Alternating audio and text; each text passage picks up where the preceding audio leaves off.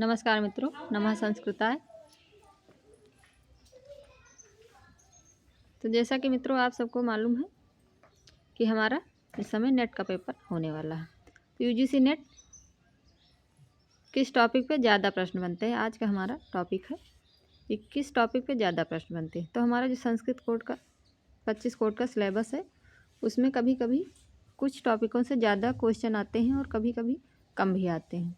और कोई कोई तो ऐसा यूनिट भी है जिसमें से एक या दो ही प्रश्न देखने को मिलते हैं हमारे पेपर में, है ना। तो मित्रों आप हम उसी टॉपिक पे आपसे बात करना चाहते हैं। तो नेट का जो हमारा 25 कोड का सिलेबस है संस्कृत वाले, तो उसको आज हम दोस्तों अच्छे से देखेंगे कि हमारा कौन से टॉपिक पे ज़्यादा क्वेश्चन बनते हैं और कौन से टॉपिक पे कभी कभी कम बनते हैं। वैसे तो हमारे 10 यूनिट्स सिलेबस जो है हमारा, उसमें 10 यूनिट्स लगा हुआ है। तो 10 यूनिट्स में हमारा सिलेबस बटा हुआ है, वो चाहे फर्स्ट पेपर का हो और चाहे ये हमारा ऑप्शनल जो सेकंड वाला होता है, चाहे हिंदी संस्कृत मैथ जो भी है जिसका भी है। तो फर्स्ट वाले में भी 10 यूनिट ही होते हैं, उसमें भी हमें 10 यूनिट्स की तैयारी करनी रहती है और इसमें भी 10 यूनिट में ही बटा रहता है, तो इसका भी हमें 10 यूनिट के हिसाब से तैयारी करनी रहती है। तो उसमें कभी कभी कोई टॉपिक ऐसा होता है जिसका बहुत कम जिसमें से क्वेश्चन पूछे जाते हैं और कोई टॉपिक ऐसा रहता है जिसमें बहुत ज़्यादा क्वेश्चन बना दिए जाते हैं हमारे एनटीए द्वारा। तो हमारा पहला यूनिट होता है वैदिक साहित्य का सामान्य परिचय, है ना। वैदिक साहित्य का सामान्य परिचय। तो वैदिक साहित्य का सामान्य परिचय में हमारे बहुत सारी चीज़ें लगी हुई हैं, उसमें वेद पुराण और वेद की चीज़ें पूछी गई हैं, उपनिषद, ये सब सारी चीज़ों को पूछा गया है। तो इसमें से काफ़ी ज़्यादातर क्वेश्चन 5 या 6, कभी कभी 8-10 क्वेश्चन भी बनते हैं। तो इस तरह मित्रों हमारा सिलेबस बनता है। तो इस तरह टॉपिकों से कभी कभी ज़्यादा क्वेश्चन, कभी कभी कम क्वेश्चन बनते हैं। तो इसलिए हमें जो ज़्यादा टॉपिक जहाँ से बनते हैं, उस क्वेश्चन जहाँ जिस टॉपिक से ज़्यादा बनते हैं, हमें पहले उन टॉपिकों को रिवाइज अच्छे से करना है। तो दोस्तों आप लोग अच्छे से ध्यान से, वैदिक साहित्य का विशिष्ट अध्ययन भी लगा है, वैदिक साहित्य का सामान्य अध्ययन भी लगा हुआ है। तो इस टॉपिक पे क्वेश्चन बनते हैं। तो आगे है हमारा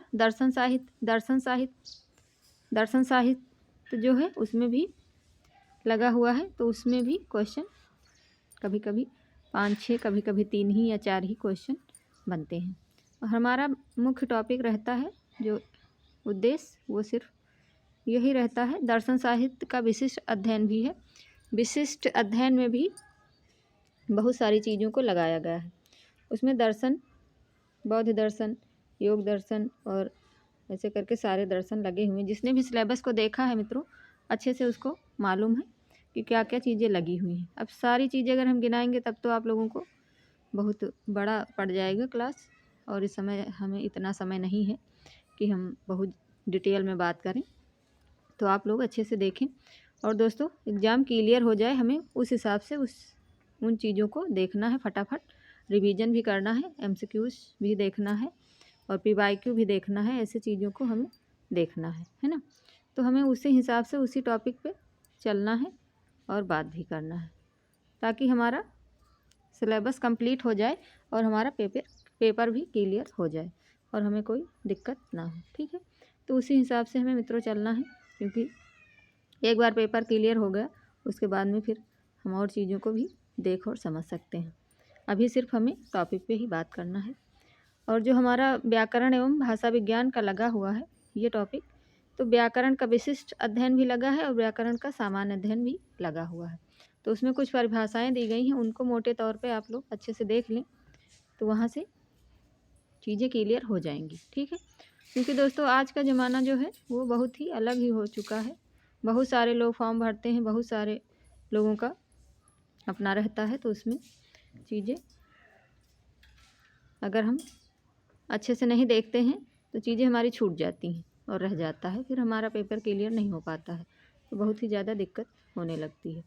तो दोस्तों व्याकरण का विशिष्ट अध्ययन और ये भाषा विज्ञान व्याकरण ये लगा हुआ। तो व्याकरण से हमारे कभी कभी 12, 15 या 20 क्वेश्चनों तक क्वेश्चन देखे गए हैं। आप लोग अगर प्रीवियस ईयर क्वेश्चनों को देखे हैं, पुराने पेपरों को, और पुराने पेपरों में हमें ज़्यादा नहीं जानना है, सिर्फ 5 या 6 वर्ष के पिछले जो क्वेश्चन पेपर हैं उनको ही सिर्फ देख लेना है। तो उससे हमें ये क्लियर हो जाएगा कि हमारा पेपर आता कैसा है और कहाँ किस टॉपिक से कितने क्वेश्चन बनते हैं।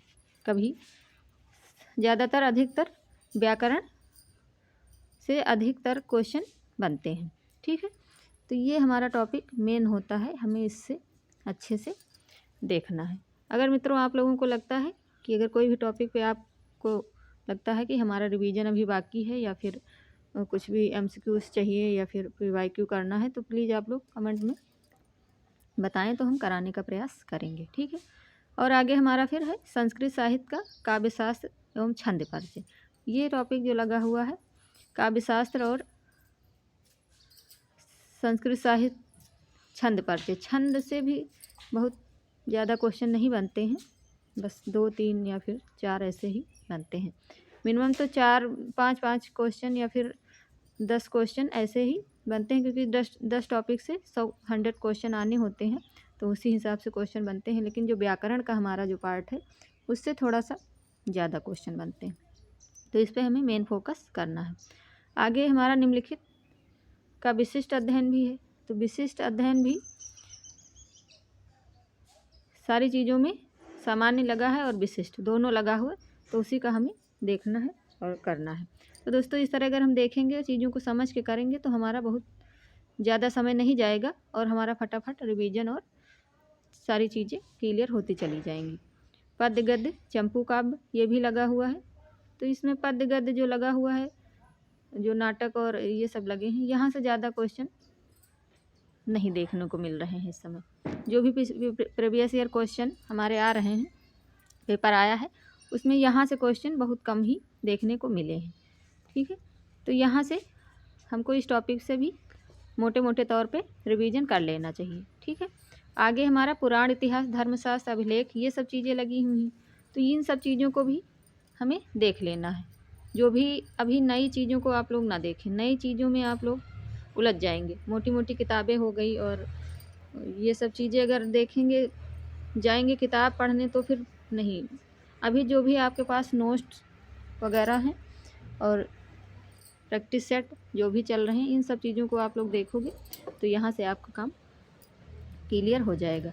ठीक है, और ज़्यादा किताबों के बीच में अभी नहीं जाना है, क्योंकि अभी मूल पढ़ने का समय नहीं है। सिर्फ हम अभी रिवीजन करें और प्रैक्टिस सेट लगाएं और पीवाईक्यू देखें, बस हमारा जो भी नोट्स बना रखे हैं उन चीज़ों पे फोकस मेन चीज़ों पे करते रहें।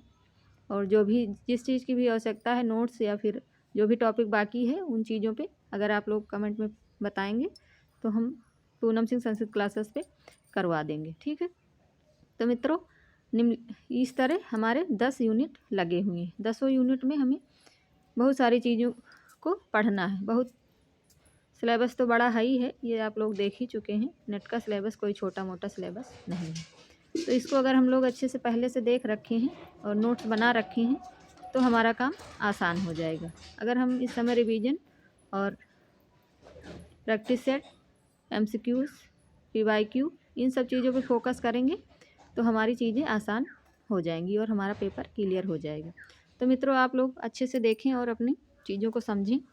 जहाँ भी कहीं अगर दिक्कत आ रही है तो प्लीज़ आप उसको, जिस भी टॉपिक पे आपको 10 यूनिटों में कहीं भी अगर कोई भी टॉपिक लग रहा है कि हमारा क्लियर नहीं है, तो आप लोग प्लीज़ उसको कमेंट बॉक्स में बता दें, तो उसको हम करवाने का प्रयास करेंगे। ठीक है, तो यहाँ पे अभिलेख और लिपि भी लगा है, लिपि में भी देख लेना है। याज्ञवल्क्य की स्मृति भी लगी है, उससे भी पढ़ना है। और मनुस्मृति, ये सब चीज़ें, कौटिल्य अर्थशास्त्र, इन सब चीज़ों को भी हमने अपने इसमें बता रखा है, समझा रखा है। आप लोग चाहें तो देख सकते हैं। तो मित्रों आप लोग अच्छे से देखें और समझें, ताकि आपका जो पेपर है वो अच्छे से क्लियर हो जाए और बढ़िया से आपका पेपर निकल जाए और आपका जो भी सपना है नेट जीआरएफ वो आपका क्लियर हो जाए। बस छोटा सा प्रयास मेरा भी है कि आप लोगों की थोड़ी सी हेल्प हो जाए तो आप लोग उसका लाभ ज़रूर उठाएं और कमेंट बॉक्स में मित्रों बताएं कि आपको आगे क्या देखना है। तो मित्रों टॉपिक हमारा जो है जो व्याकरण का है, उसी से टॉपिक से प्रश्न ज़्यादा आते हैं। तो आज हम इसी टॉपिक पे बात किए हैं। आप लोग और भी जो भी जानना चाहते हैं तो प्लीज़ आप लोग बताएं। तो मित्रों बस आज यहीं तक देखेंगे। नमः संस्कृताय, धन्यवाद, राधे राधे।